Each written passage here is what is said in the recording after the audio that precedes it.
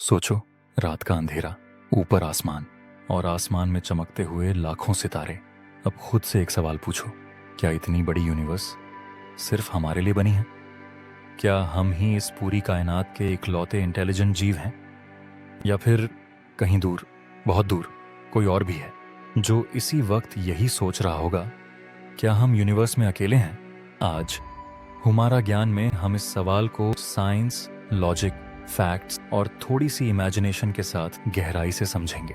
Video के आखिर तक एक बात पक्की है, आपकी सोच बदल जाएगी।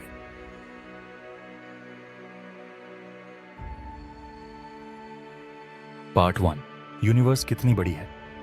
सबसे पहले इसका साइज समझते हैं। यूनिवर्स इतनी बड़ी है कि हम सिर्फ इमेजिन ही कर सकते हैं।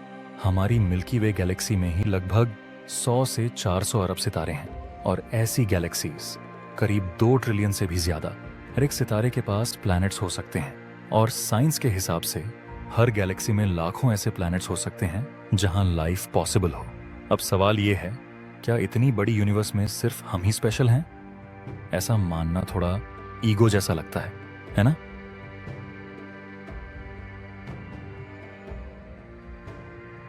पार्ट 2, लाइफ सिर्फ अर्थ पर ही क्यों?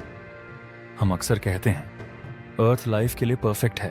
हाँ, अर्थ परफेक्ट है, लेकिन साइंस ने एक शॉकिंग बात बताई है। लाइफ के बेसिक इंग्रेडिएंट्स जैसे पानी, कार्बन और अमीनो एसिड्स स्पेस में भी मिल चुके हैं। मार्स पर पानी के निशान मिले हैं। जुपिटर के मून, यूरोपा के नीचे ओशन हो सकता है। सैटर्न के मून, एनसेलेडस से पानी के गाइजर्स निकलते हैं। यानी लाइफ के बीज सिर्फ अर्थ तक लिमिटेड नहीं है। तो फिर सवाल उठता है, कहीं और लाइफ क्यों नहीं? या फिर है लेकिन हम देख नहीं पा रहे?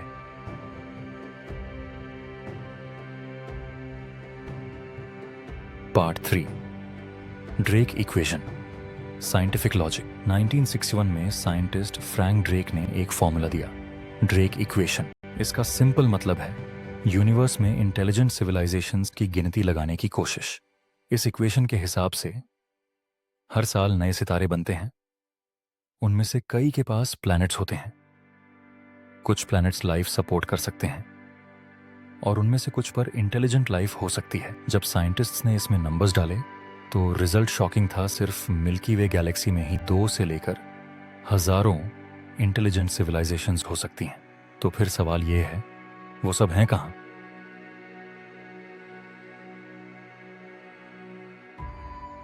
Part 4, Fermi paradox.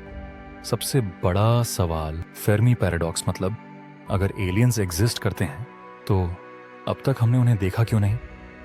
इसके कुछ पॉसिबल आंसर्स हैं। ये हम अभी बहुत अर्ली स्टेज पर हैं। शायद बाकी सिविलाइजेशंस हमसे लाखों साल आगे या पीछे हों। 2, एलियंस एग्जिस्ट करते हैं लेकिन छुपे रहते हैं, जैसे हम जंगल में एंट्स से बात नहीं करते। 3, एडवांस्ड सिविलाइजेशंस खुद को डिस्ट्रॉय कर लेती हैं, वॉर, एआई या क्लाइमेट कोलैप्स की वजह से। 4, हम सिग्नल्स समझ ही नहीं पा रहे, जैसे रेडियो से टीवी सिग्नल समझाने की कोशिश। ये पैराडॉक्स आज भी साइंस का सबसे बड़ा अनसॉल्व्ड सवाल है।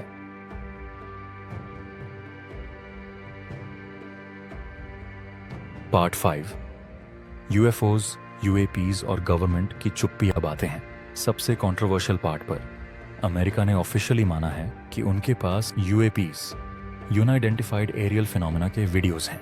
पायलट्स ने बताया, ऑब्जेक्ट्स जो अचानक गायब हो जाते हैं, जो ग्रेविटी को इग्नोर करते हैं, जो ह्यूमन टेक्नोलॉजी से बहुत एडवांस्ड लगते हैं।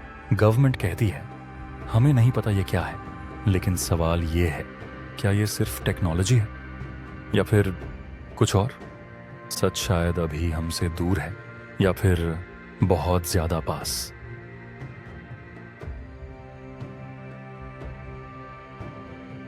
पार्ट 6, एलियंस हमसे कांटेक्ट क्यों नहीं करते?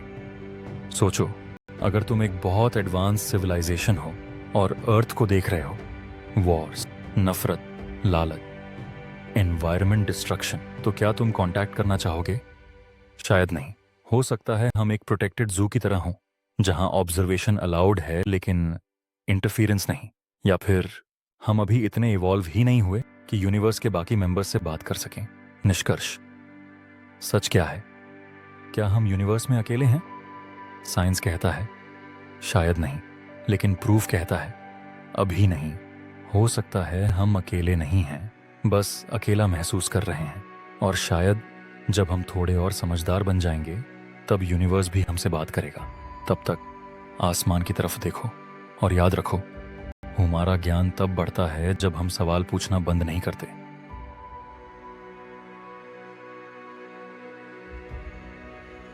अगर आपको लगता है कि यूनिवर्स में हम अकेले नहीं हैं, कमेंट में लिखो वी आर नॉट अलोन।